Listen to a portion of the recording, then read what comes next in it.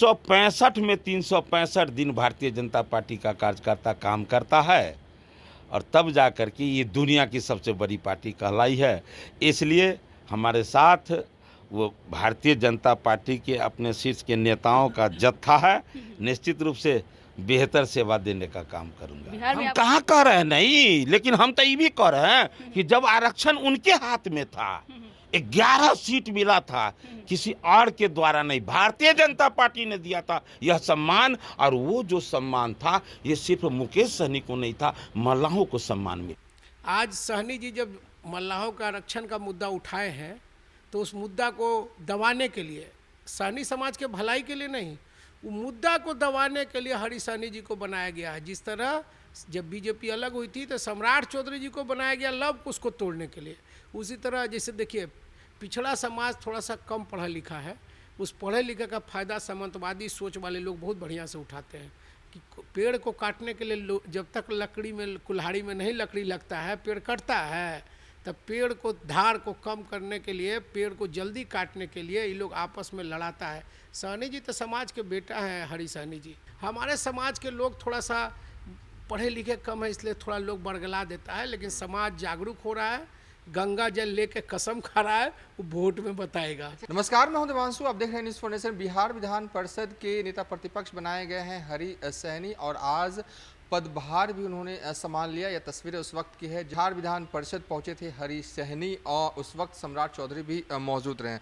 बाद में सहनी जी ने खूब हल्ला बोला है मुकेश सहनी पर। हरी सहनी कहते हैं कि मल्लाहों के साथ धोखा किया है मुकेश सहनी ने। इस वक्त हमारे साथ बात करने के लिए वीआईपी पार्टी के राष्ट्रीय प्रवक्ता मधुकर आनंद जी हैं। आपके नेता विधान परिषद का नेता प्रतिपक्ष बनने के बाद सबसे पहले मुकेश सहनी की खूब खिंचाई करते हुए नजर आए हरी सहनी, इस पर क्या कहेंगे?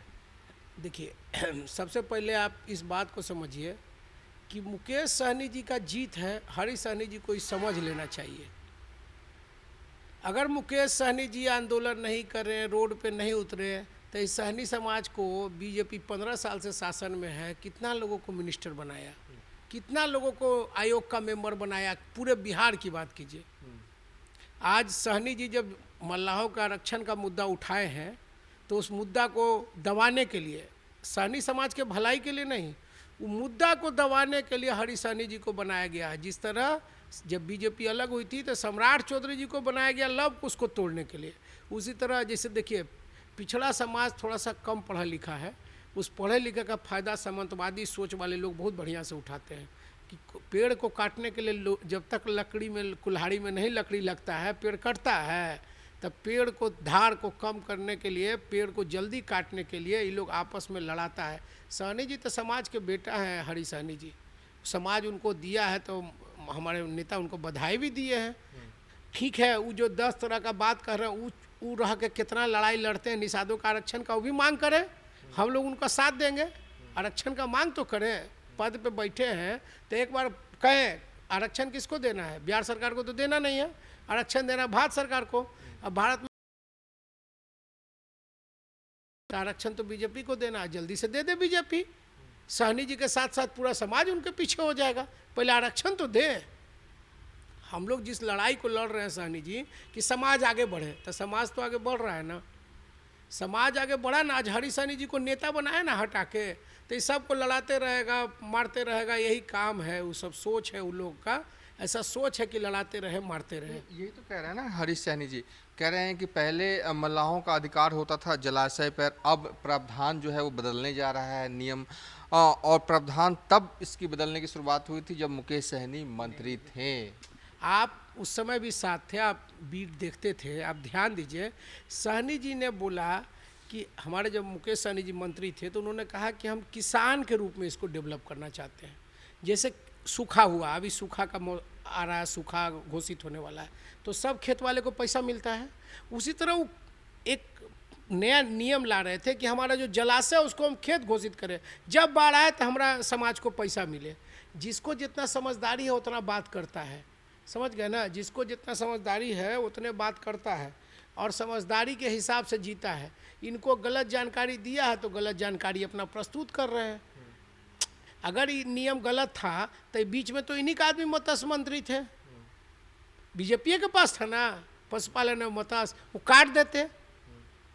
पहले किसी ने गलती किया और उसके बाद आप राजा बने, आप गलती कर रहे हैं, तो ज़्यादा दोषी कौन है? और कह रहे हैं कि दोषी है। मुकेश सहनी जी के बाद ये मंत्रालय 6 महीना किसके पास था? बीजेपी के पास। तारकिशोर जी पहले मंत्री रहे, तो काट देते कि हम सहनी के बहुत भलाई चाहते हैं, तो वो तो काटे नहीं। आज बीजेपी के मंत्री बने हैं, जब सत्ता से हट गए, कैसे उनके एगो नेता, जैसे देखिए आप रामकृपाल यादव जी को देखिए, बीजेपी ले गया, बहुत जोश खरोश से राजमंत्री बनाया, और दूध की मक्खी की तरह जैसी विधानसभा का चुनाव खत्म हुआ साइड में बैठा दिया। वैसे ही हरीश सहनी जी को आज लाया है, उनको भी साइड में, जो काम इलेक्शन खत्म हो जाएगा साइड में बैठा देगा। आप एक बात सुनिए, वहाँ पे यूपी है ना, यूपी में आरक्षण देने से कोई मना कर रहा है? यूपी में के वो सहनी मिनिस्टर है? यूपी में तो अच्छा खासा आबादी है, नहीं है, तो वो संजय निषाद जी को दे दिया है, उनके नाम पे सबको गड़बड़ा रहा है। देखिए, हम अपने हक की लड़ाई, जितना मेरा हिस्सेदारी उतनी चाहिए हमको भागीदारी। हमारा नेता का सीधा फंडा है कि हमको नहीं, मेरे समाज के उत्थान के लिए जिए। बिहार सरकार में सबसे पैसा वाला मिनिस्टर थे ना माननीय मुकेश सहनी जी, तो ऐसा हमको ज़िंदगी छोड़ के आए हैं, कष्ट कर रहे हैं कि कष्ट में थे तो नेता बन रहे पैसा कमाने के लिए। बताइए, ये तो सोच सोच का फ़र्क है। हमारे समाज के लोग थोड़ा सा पढ़े लिखे कम है, इसलिए थोड़ा लोग बरगला देता है, लेकिन समाज जागरूक हो रहा है, गंगा जल लेके कसम खा रहा है, वो वोट में बताएगा। अच्छा, एक आखिरी सवाल, आप लोग कह रहे हैं कि बीजेपी ने डर के मारे हरीश सहनी को जो है वो नेता प्रतिपक्ष बिहार विधान परिषद का बनाया, आप लोग ये कह रहे हैं, ठीक है। अगर डर के ही बनाया है, आपको लग रहा है कि अगर कामयाब हो जाता है मिशन, बीजेपी का ये मिशन, तो लग रहा है कि आपको मल्ला बोर्ड जो है थोड़ा खिसक सकता है बीजेपी की तरफ? अच्छा देखिए, रामकृपाल जी को मिनिस्टर बनाया, फल्ला को मिनिस्टर बनाया, ढिमकाना को मिनिस्टर बनाया, अभी नित्यानंद जाय जी को बनाइले, उससे क्या हो गया? कितना वोट खिसक गया? वोट समाज अब जागरूक हो रहा है, धीरे धीरे सबका प्रोपेगेंडा समझ रहा है। सब समाज, जो पिछड़ा दलित समाज था, 75 साल से दबा हुआ था, उसको सहनी जी ऊपर लाए। तो ऊपर लाए हैं तो दबने वाला अब थोड़े है, उसको पता है कि हमको ऊपर कौन लाएगा। एक पार्टी नहीं ला सकता, अपना समाज का बेटा ला सकता है। तो समाज के बेटा कौन है ये आप भी जानते हैं, बीजेपी भी अच्छी तरह से जानती है। अगर सहनी जी में ताकत नहीं होता तभी हरि जी बनते, हाँ या नहीं आप ही बता दीजिए।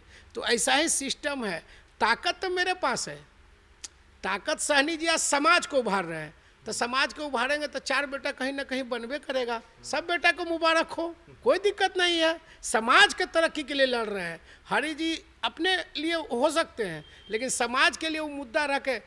आप अभी बात बोले कि सत्ता में थे, तब जब सत्ता में थे बीजेपी के साथ थे तब 5 करोड़ रुपया देने के लिए बोले थे कि अगर कोई सरकार अपने खर्चा नहीं देती है तो हम अपने तरफ से भी 5 करोड़ रुपया जनगणना के लिए देते हैं। तो उस समय किस जाति का वो जनगणना के लिए पैसा दे रहे थे? अपने समाज को ना, कि सहनी का गिनती हो जाए, उसको उतना भागीदारी मिले।